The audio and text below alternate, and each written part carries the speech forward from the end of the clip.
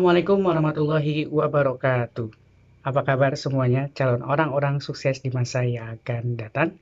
Tentunya kalian selalu sehat walafiat dan selalu semangat walaupun kita belajar di rumah. Dan tak lupa, kami juga mengucapkan selamat menunaikan ibadah puasa bagi seluruh yang menjalankannya. Baiklah, pada hari ini saya dan teman saya yang paling ganteng ini akan mencoba membahas pembelajaran SBK khususnya untuk kelas 10 jurusan IPA maupun IPS SMA Taruna Terpadu. Tanpa basa-basi, kita langsung saja ke penjelasannya yang akan disampaikan oleh Bapak yang ganteng yaitu Bapak Firman Hidayat SSN. Mantap Pak Henry, mantap. Oke, are you ready? Apakah kalian siap mengenai pembelajaran SPK hari ini? Meskipun kita secara online ya, karena di rumah saja. Oke, kawan-kawan semuanya, saya dan Pak Henry akan membahas mengenai materi seni tari. Oke, seni tari itu intinya yang saya akan bahas mengenai seni tari secara umum dan seni tari Nusantara, oke, yang ada di Indonesia intinya gitu. Karena mengenai seni tari itu sifatnya mancanegara ya kawan-kawan semuanya. Jadi saya akan kerucutkan khususnya yang ada di Indonesia mengenai seni tari dan itu secara umum, dan secara khususnya adalah seni tari Nusantara. Oke, next kita akan mempelajari dengan singkat aja, singkat, padat, dan jelas. Selanjutnya materi SBK seni tari itu saya akan bahas sendiri. Yang pertama mengenai pengertian seni tari. Pengertian seni tari yaitu seni tari merupakan sebuah atau merupakan seni yang mempelajari tentang gerak tubuh berirama yang dilakukan pada saat tertentu dan dengan aturan-aturan tertentu. Jadi secara garis besarnya bahwa seni tari itu adalah gerakan yang beraturan, gerakan manusia yang beraturan. Oke, itu secara garis besarnya. Pengertian secara umumnya. Selanjutnya mengenai seni tari itu ada yang dinamakan mengenai fungsi seni tari. Oke, fungsi seni tari ini sebenarnya banyak sekali, namun di sini saya akan bahas secara 3 saja yang saya akan bahas. Yang pertama mengenai fungsi sarana hiburan. Yang kedua sarana bergaul karena zaman milenial. Yang ketiga sarana upacara sakral. Oke, yang pertama mengenai sarana hiburan, yaitu sebuah karya seni yang mempunyai nilai estetika sehingga menjadi kesukaan banyak orang. Intinya mau seni apapun bisa menjadikan suatu sarana hiburan. Oke, contohnya apa? Sarana hiburan itu bisa digunakan dalam sesi pernikahan, event dan sebagainya. Itu masuk ke sarana hiburan. Yang kedua, sarana bergaul. Oke, sarana bergaul di sini dapat menjadi sarana pergaulan sosial sebagai sarana memupuk berukunan dan persatuan antar sesama manusia. Intinya bisa melibatkan dan penari dan penonton dalam suatu pertunjukan. Oke, jadi gini, secara sarana bergaul intinya ketika pertunjukan seni tari itu kita bisa interaksi dengan sebagian penonton, kawan-kawan semuanya. Jadi kalau kita lagi pertunjukan kita nggak fokus nari saja. Jadi kita bisa interaksi dengan para penonton, bisa menari penonton untuk ke atas panggung, bisa ikut bernari. Karena secara garis besar ketika seni atau seni tari dilakukan secara beraturan, maka itu namanya udah sebut seni tari kayak gitu. Jadi intinya poin yang kedua itu ketika pertunjukan seni tari bisa membawa audiens untuk bergabung dalam pertunjukan seni tari tersebut. Oke, itu yang ketiga. Dan mengenai sarana sebagai fungsi sarana upacara sakral. Jadi di sini bisa menjadi sarana upacara adat maupun upacara keagamaan. Nah, ada upacara adat yang sakral mengenai seni tari. Itu upacara ini ditemukan di provinsi atau di daerah Bali, yang mana Bali itu kalau berkesenian dia sama hanya dengan beribadah, kawan-kawan semuanya, kayak gitu. Di Bali seni tari itu jarang untuk dijadikan sebuah hiburan, karena mereka kebanyakannya seni tarinya berhubungan dengan sakral. Saya ulangi lagi bahwa kalau Bali itu dalam berbicara seni, mereka sama hanya dengan beribadah, kayak gitu. Jadi kalau di kita mungkin seimbang antara, khususnya Jawa Barat, seimbang antara seni tari untuk hiburan dan untuk sakralnya. Apa untuk sakralnya? Mungkin kalau di kita yaitu upacara syukuran berpanen atau di saat menanam padi. Selanjutnya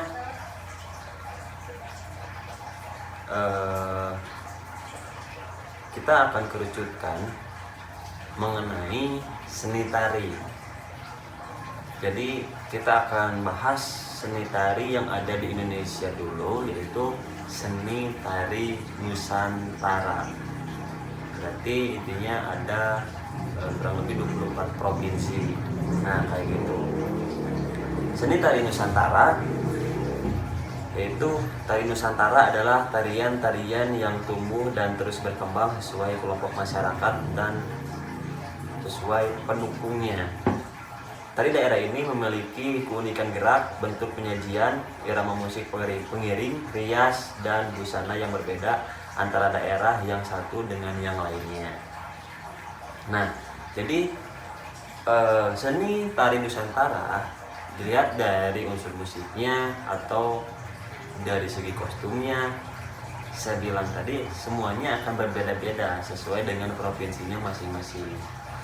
Masing-masing provinsi mengenai seni tari akan mempunyai masing-masing karakter gerak, karakter dari segi kostumnya, dari segi make upnya, dari segi musikalnya juga kayak gitu, dan dari segi geraknya. Nah, kalau berbicara tentang Nusantara, berarti semuanya mempunyai karakter kayak gitu. Jawa Barat seperti apa, Bali seperti apa, Padang seperti apa. Itu adalah sebuah keberagaman dari budaya kita yang sangat luar biasa gitu. Masing-masing mempunyai ciri khasnya tersendiri kayak gitu. Itu mengenai seni Nusantara. Jadi intinya antar provinsi itu mempunyai ciri khas tersendiri, yang mana di dalamnya geraknya beda, kostumnya beda, apa lagi tadi, make upnya beda kayak gitu, musiknya juga beda, intinya kayak gitu kalau mengenai seni tari Nusantara. Nah, karena kita ada di daerah Jawa Barat, maka kita akan bahas mengenai seni tari yang ada di Jawa Barat. Seni tari daerah Jawa Barat yaitu keberadaan suku Sunda, cita rasa budaya Sunda atau budaya Jawa Barat menjadi cukup berbeda dengan wilayah yang lainnya. Nah, di Pulau Jawa khususnya, Parahyangan atau Priangan sebagai pusat kebudayaan Sunda merupakan tempat lahir beragam kesenian termasuk tari-tarian. Di samping itu, produk budaya di Jawa Barat juga diperkaya oleh uniknya kebudayaan Cirebon. Secara geografis sangat memungkinkan persilangan budaya di wilayah Jawa Barat kayak gitu. Nah, berbicara tentang tari di daerah Jawa Barat juga mungkin akan banyak sekali ragam tari yang ada di Jawa Barat. dari mungkin tari klasik, tari modern, tari apalagi ya, kontemporer bisa juga kayak gitu. Jadi intinya Jawa Barat juga mempunyai banyak sekali keberagaman seni tari, apalagi berbicara tentang seni tari Nusantara kayak gitu. Maka saya akan bahas secara globalnya saja. Nah, dari banyaknya seni tari yang ada di daerah Jawa Barat, saya akan bahas 3 aja seni tari yang ada di Jawa Barat. Yang pertama, seni tari Jaipong atau seni tari Jaipongan. Nah, seni tari Jaipongan yaitu salah satu tarian daerah Jawa Barat yang cukup populer di Indonesia. Tarian ini merupakan gabungan dari pencaksilat, wayang golek, topeng banjet, tarian ketuk tilu, dan beberapa elemen seni tradisi dari Karawang. Jadi seni tari Jaipongan itu di dalamnya berasal dari suku Sunda, Jawa Barat. Seni tari ini terakhir awalnya dulu dari seni tari ketuk tilu kayak gitu, berkembang di zaman mana makanya menjadi suatu seni tari Jaipongan. Nah, seni tari Jaipongan ini mempunyai khas tersendiri yang mana dipopulerkan oleh Pagum Gumbira sebagai kupu-kupu dalam seni tari Jaipongan kayak gitu. Seni tari Jaipongan ini mungkin bisa digunakan juga untuk sarana hiburan kayak tadi. Kalau misalkan ada dalam pernikahan juga bisa digunakan dalam menggunakan seni Jaipongan sebagai sarana hiburan kayak gitu. Oke. Yang kedua, tari topeng. Nah, tari topeng ini berasal dari Cirebon dan berkembang di wilayah Kesultanan Cirebon, Subang, Indramayu, Jatibarang, Majalengka, dan Brebes. Tari ini menggunakan properti topeng. Nah, sangat menarik berbicara tentang seni topeng karena di sini berbicara tentang karakter topengnya itu dilihat dari topengnya. Topengnya warna merah, topengnya warna putih, topengnya warna pink. Itu punya karakter tersendiri mengenai seni topeng. Nah, seni tari topeng ini berbeda pola geraknya dengan seni tari Jaipongan kayak gitu. Mungkin akan lebih energik seni tari topeng, dan pola musiknya juga berbeda dengan seni tari Jaipongan. Oke. Itu berbicara tentang tari topeng. Nah, selanjutnya tari ketuk tilu. Tari ketuk tilu adalah sebuah tarian khas Jawa Barat yang di masa awal diduga kuat sebagai sarana ritual penyambutan panen padi. Istilah ketuk tilu menunjuk 3 buah ketuk, yaitu bonang, kenang, dan kulanter. Nah, mengenai tari ketuk tilu ini awal mulanya dari seni Jaipongan, seni tari Jaipongan. Jadi ketuk tilu itu pada zaman dulu digunakan untuk panen padi, yang mana dari segi tariannya juga mungkin berbeda dengan yang lainnya. Dan seni ketuk tilu ini dari segi musikalnya hanya menggunakan 3 elemen musik saja yang tadi disebutkan, yaitu ketuk, bonang, kendang, dan kulanter. Intinya kendang dan kulanter itu masih sama-sama saja satu komponen ya.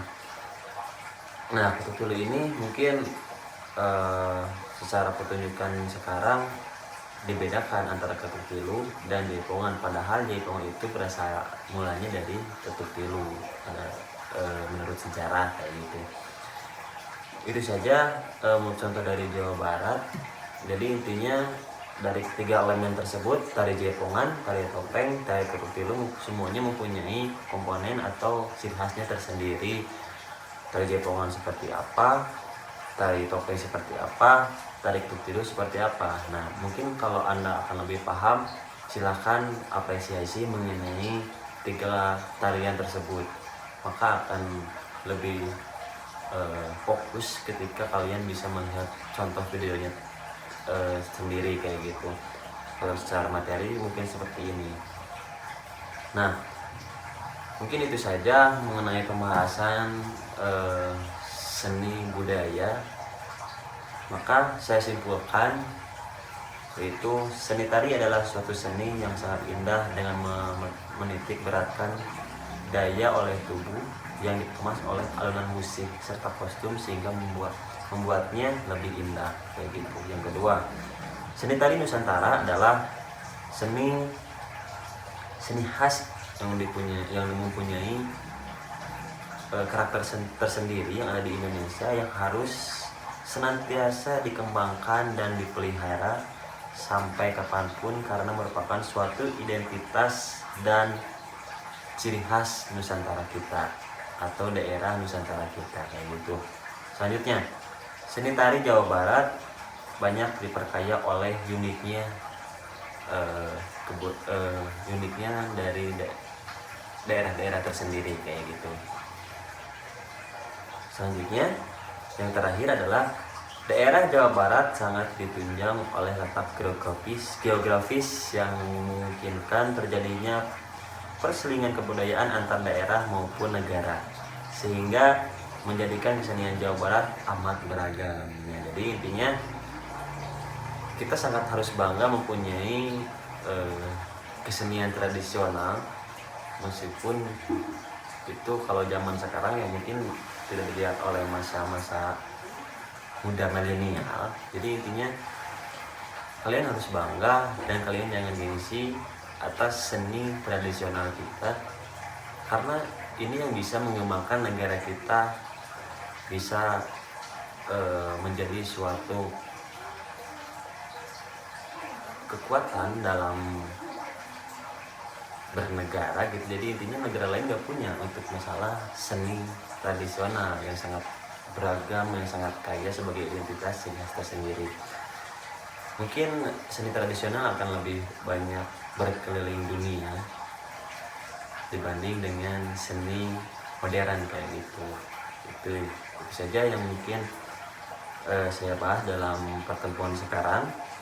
Oke, terima kasih, semoga bermanfaat. Assalamualaikum warahmatullahi wabarakatuh.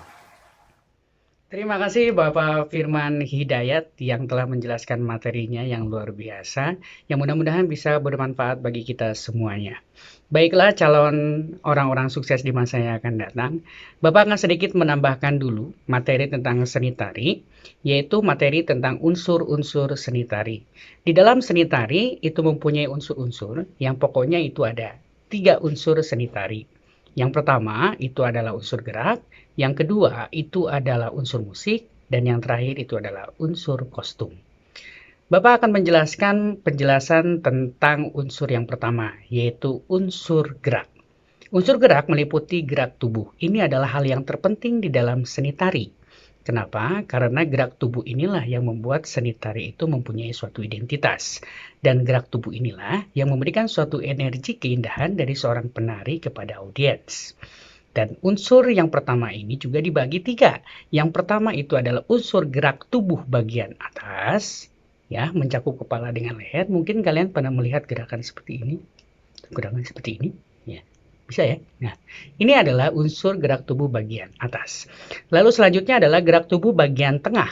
Gerak tubuh bagian tengah ini meliputi pundak sampai dengan pinggul. Ya kalau pinggul Bapak juga nggak bisa praktekkan, kalian praktek aja sendiri di rumah. Ya. Terus yang terakhir itu adalah gerak tubuh bagian bawah yang mencakup paha sampai dengan bahkan telapak kaki, mungkin jari-jari juga bisa.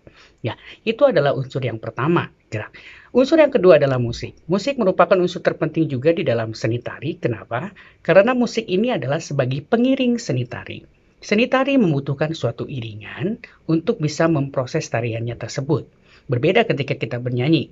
Kalau bernyanyi mungkin kita bisa sendiri, tanpa alat musik pun kita sudah jelas itu lagu apa. Tetapi kalau tari, itu tanpa pengiring, itu bagaikan sayur tanpa garam.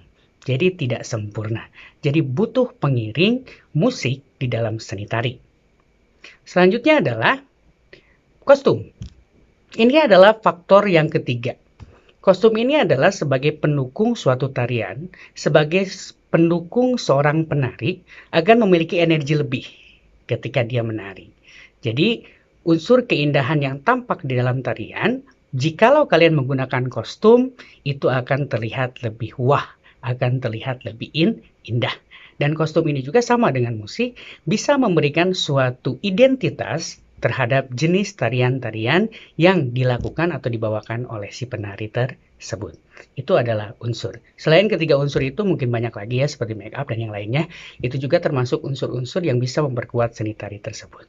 Oke, sampai sini paham? Pasti paham ya, karena calon-calon anak sukses pasti paham. Oke, untuk materi hari ini Bapak cukupkan sekian. Terima kasih banyak dan mohon maaf atas segala kekurangan kami, baik itu dari Bapak ataupun dari Pak Firman.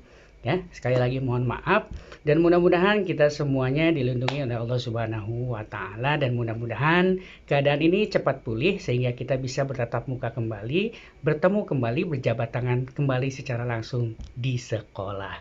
Oke, stay healthy, keep spirit, and tetap di rumah aja. Assalamualaikum warahmatullahi wabarakatuh. Sampai jumpa di pembelajaran selanjutnya.